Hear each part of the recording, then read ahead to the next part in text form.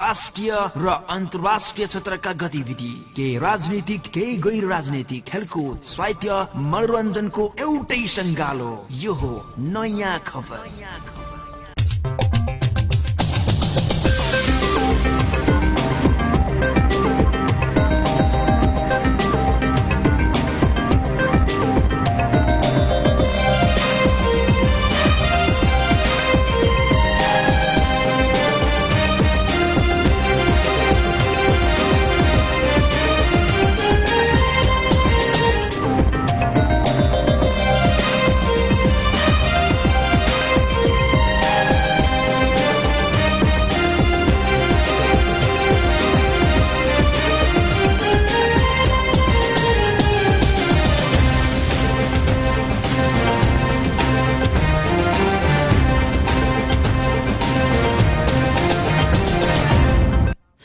नमस्कार, नयाँ FM 87.6 megahertz सँगै इन्टरनेट अनलाइनमा www.nayafm.com.np मार्फत संसारभर प्रसारण भइरहेको स्थानीय गतिविधि सहितको बिहान 8 बजेको नयाँ खबरमा प्राविधिक हरिप्रसाद भूषालसँगै म सरू सुनारको हार्दिक स्वागत छ। खबरको सिलसिला शुरू गरौं। यस प्रसारणका मुख्य खबरका शीर्षकहरूबाट। अर्घाखाँचीमा हिजो आइतबार 27 जनामा कोरोना संक्रमण पुष्टि। आन्तरिक मूल्याङ्कनबाट नतिजा प्रकाशित गर्दा निरीक्षकले पनि हाई स्कूल पढेको सर्टिफिकेट पाउने। जापान र भुटानले दिएको अस्ट्राजेनिका खोप आजदेखि लगाइने। आज विश्व आदिवासी दिवस मनाइँदै। साझा कार्यक्रम सार्वजनिक संघीयताले थप बलियो बनाइने। भ्रष्टाचार नियन्त्रण र सुशासनमा जोड। गृहमन्त्री खाँड चिनिया राजदूत यान्छी बीच भेटवार्ता। प्रधान न्यायाधीश जबडाको जवाब अध्यादेशबाट भएका नियुक्ति संविधान सम्मत भएको दावी र टोकियो ओलम्पिकको भव्य समापन। ल बुवालाई एकदमै च्यापे जस्तो छ, एम्बुलेन्स बोलाउनु पर्यो छिटो। ल एम्बुलेन्स बोलाउनु छिटो, तर कुन हस्पिटल लैजाने? यताउता नसोचिकन भैरहवामा रहेको सिद्धार्थनगर सिटी हस्पिटल लैजाने नि। बरु सिटी हस्पिटल पहिलाको ठाउँमा छैन, अहिले एयरपोर्ट रोडमा आफ्नै अत्याधुनिक भवन बनाएर सरेको छ नि। छिटो गरौँ। लुम्बिनी प्रदेशमा पहिलो अत्याधुनिक मेसिनयुक्त 100 बेडको सिद्धार्थनगर सिटी हस्पिटल तपाईँ हाम्रो शहर भैरहवामा।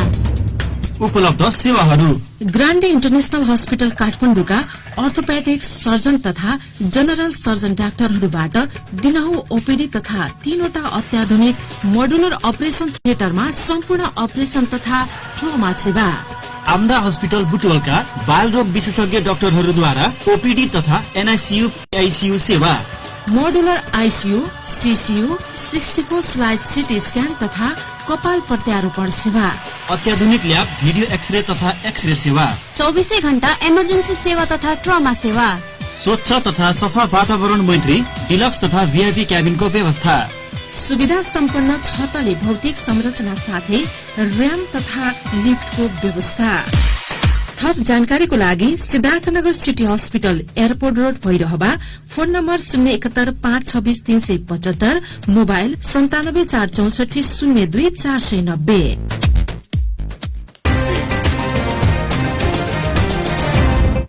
अब खबर विस्तारमा। अर्घाखाँची जिल्लामा पछिल्लो 24 घण्टामा थप 27 जनामा कोरोना संक्रमण पुष्टि भएको छ।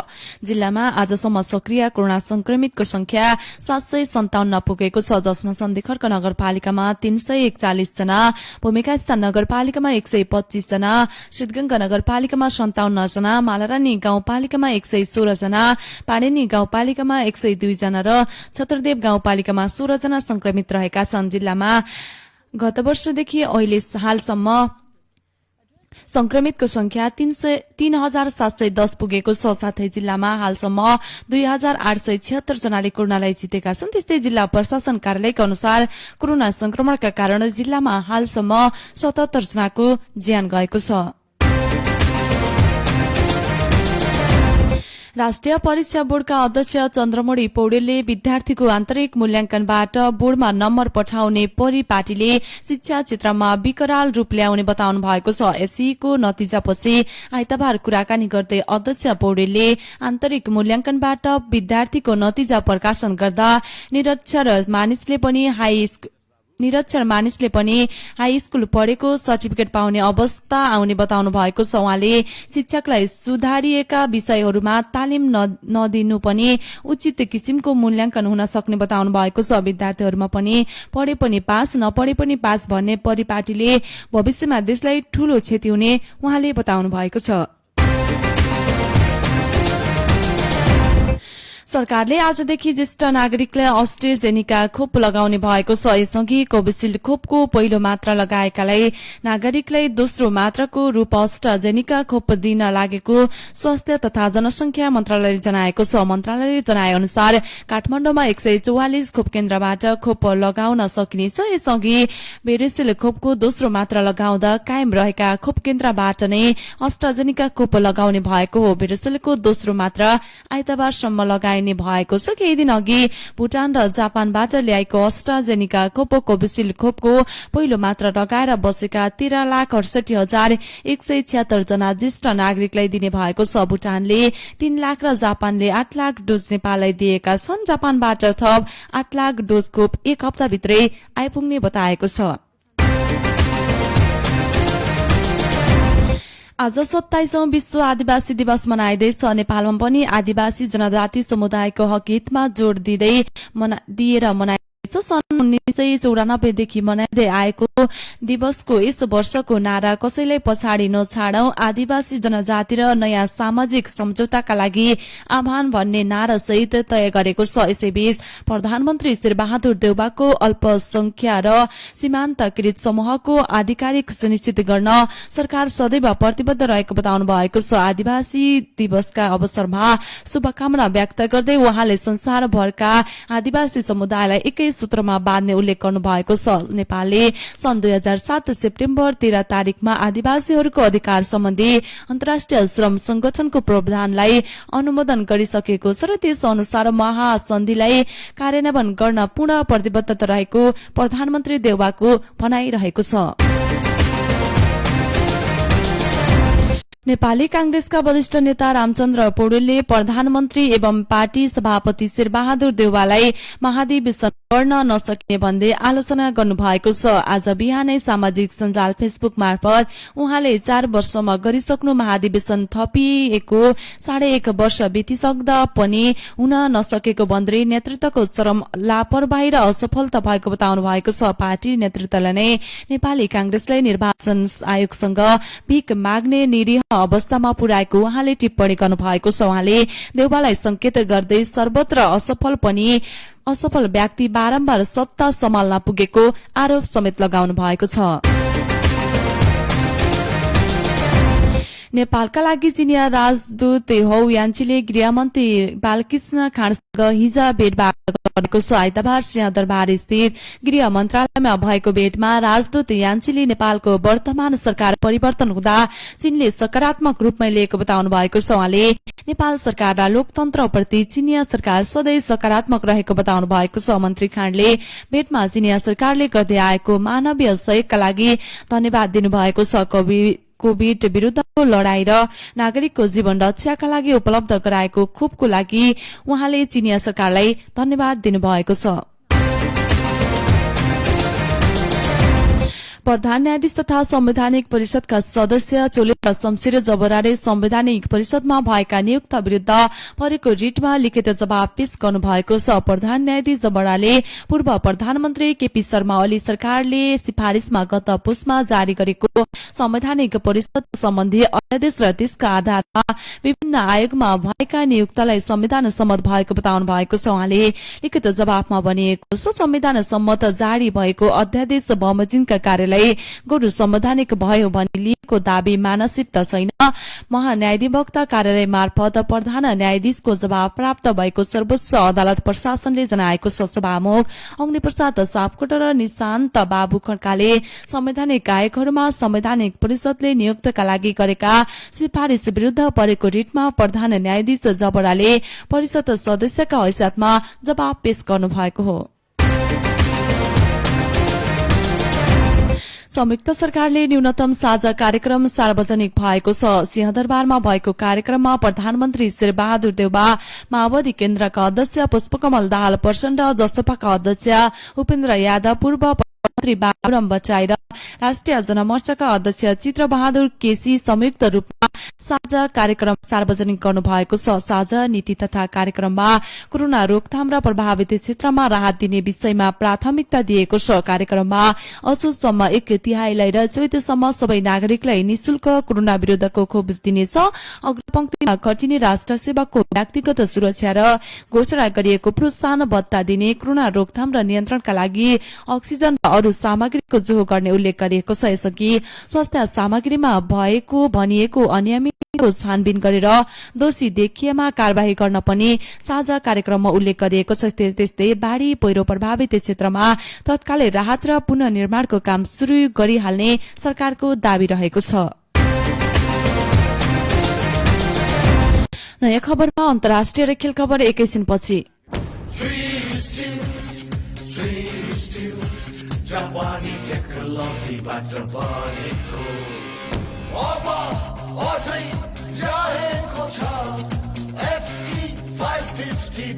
स्टिल्सले अब ल्याएको छ FE 550D डक्टिलिटी, जसमा छ अधिकतम उच्च लचकता, भूकम्प प्रतिरोध गर्ने थप अद्भुत शक्ति, एक समान तौल अनि लम्बाई भएको, जसले दिन्छ एक समान मजबुती र जसले गर्छ निर्माण कार्यमा कम स्टिलको खपत र हुन्छ उत्कृष्ट बचत। स्विस स्टिल्स, सिद्ध प्रविधिको शक्ति।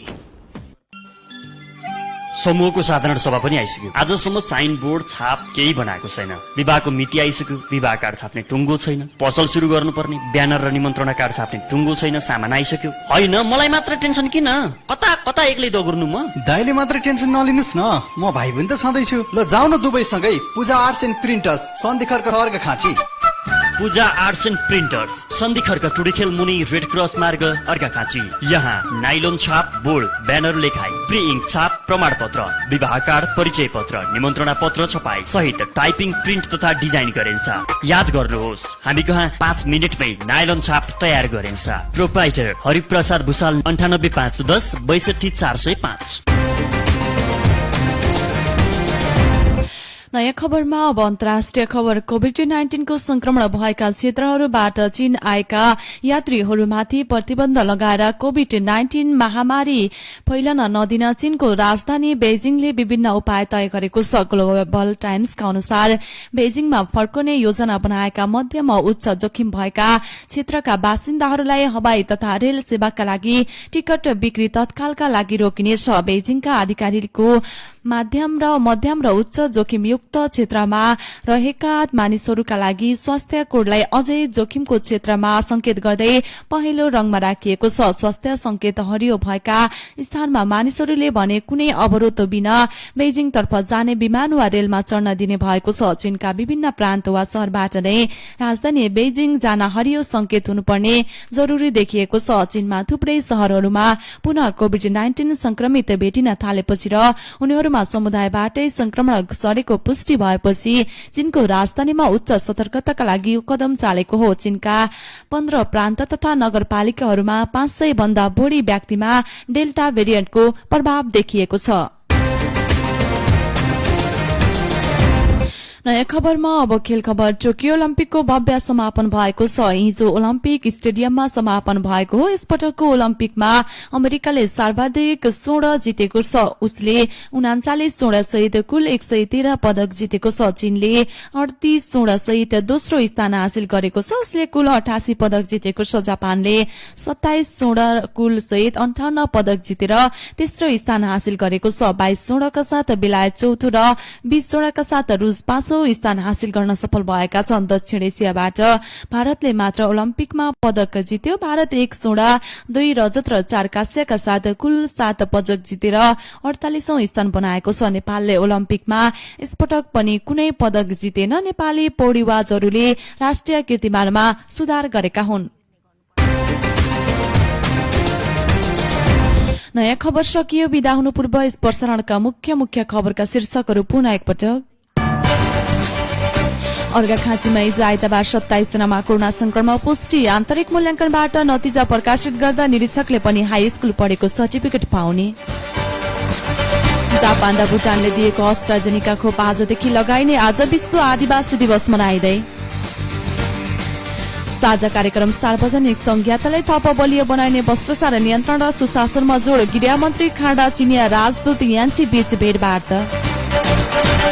प्रधान न्यायाधीश जबडाको जवाफ अध्यादेशबाट भएका नियुक्त संविधान सम्मत भएको दावी र टोकियो ओलम्पिकको भव्य समापन।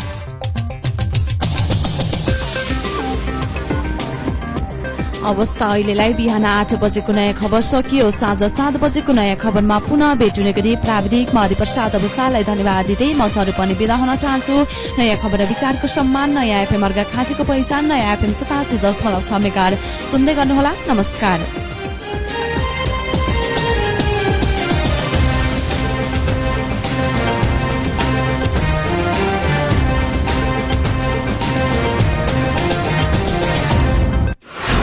सामाजिक दायित्व र जवाफदेहितालाई आत्मसात गर्दै हरेक विषय वस्तुमाथिको गहिरो विश्लेषण। के तपाईको गाउँटोलमा समाचार तथा जानकारीहरू छन्? के तपाईले कुनै कार्यक्रम गर्नुभयो वा गर्दै हुनुहुन्छ? कुनै चाडपर्व मनाउँदै हुनुहुन्छ?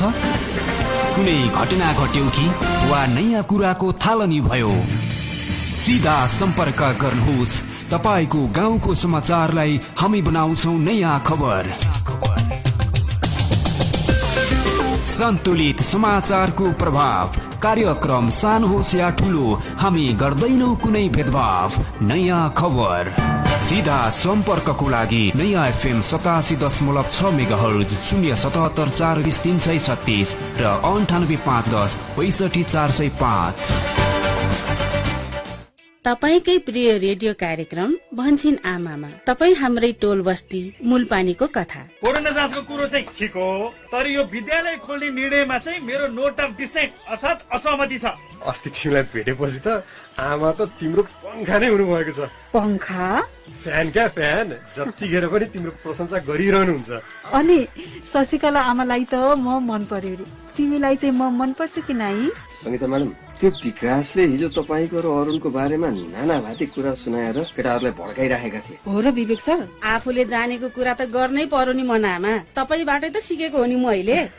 सबैले पत्याएर अहिले तपाई हाम्रो पालिकाको अध्यक्ष हुनु भएको छ। अनि 1000 दिने आमा र बच्चाको स्वास्थ्य र पोषणका बारेमा तपाईका प्रश्न जिज्ञासामा हामी कार्यक्रममा प्रत्यक्ष रूपमा छलफल पनि गर्दछौ। मेरो बाबु चाहिँ अहिले ठ्याक्कै 1 वर्षको भयो, 10 केजी छ। उमेरको हिसाबले 10 केजी ठिक हो कि हैन? 1 वर्षको बाबु भयो, अहिले 10 केजी। बाबु जन्माउँदाको उमेरको ठिक डबल चाहिँ 6 महिनामा हुनुपर्छ र 1 वर्षमा त्यसको तीव्र हुनुपर्छ। जन्माउँदाको बच्चाको उमेर कति छ त्यही अनुसार चाहिँ तपाईले चाहिँ बुझ्न सक्नुहुन्छ। हरेक आइतबार बिहान 7:30 बजेदेखि 8:15 बजेसम्म अहिले तपाईले सुनिरहनु भएको एफएम रेडियो स्टेशनहरूबाट प्रत्यक्ष सुन्न नभुल्नुहोला। अनि आइतबार नै दिउँसो 1 बजे र राति 9 बजेपछि यिनै एफएम रेडियोहरूबाट पुनः सुन्न सक्नुहुनेछ। साथमा एफएम संस्करणको संयुक्त केन्द्रीय संस्करण हरेक शनिबार बिहान 9:20 बजेदेखि रेडियो नेपाल र साँझ 6 बजेदेखि कान्तिपुर एफएममा पनि रेडियो कार्यक्रम भन्छिन् आमा। सुन्नुहोस्, सहभागी हुनुहोस्।